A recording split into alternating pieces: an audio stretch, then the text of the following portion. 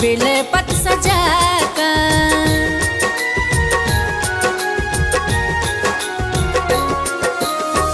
बड़ी दूर से अलियै बाबा आस लगा का, गंगा जल भैरी कांवर बेलपत सजा का। यो बाबा ये लौहामा, यो बाबा ये लौहामा ओही के शरण यो, दियो दर्शन यो ना। यो बाबा खोलियो ने अपन नयन यो, दियो दर्शन यो ना। यो भोला खोलियो ने अपने नयन यो, दियो दर्शन यो ना।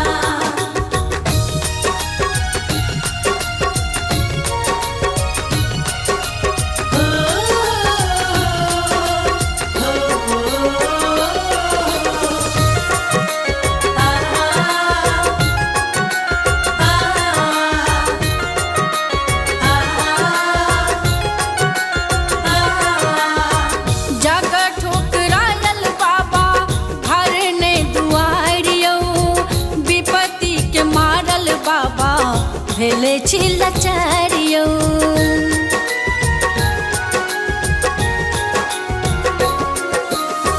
जग ठुकरायल बाबा घर ने दुआरियो, विपत्ति के मारल बाबा भेले छी लाचारियो। भेलै दुनिया में, यो भेलै दुनिया में केओ ने अपन यो, दियो दर्शन यो ना। यो बाबा खोलियो ने अपन नयन यो, दियो दर्शन यो ना।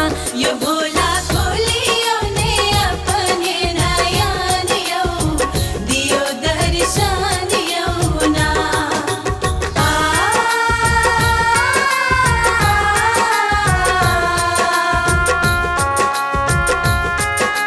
ओम नमः शिवाय।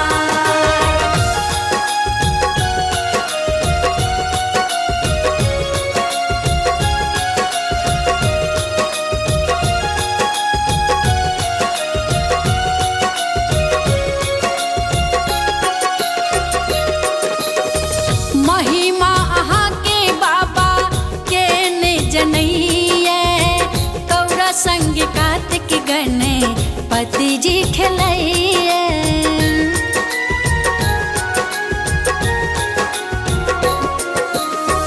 महिमा अहाँ के बाबा के ने जनैया, गौरा संग कार्तिक गणे पति जी खेलैया।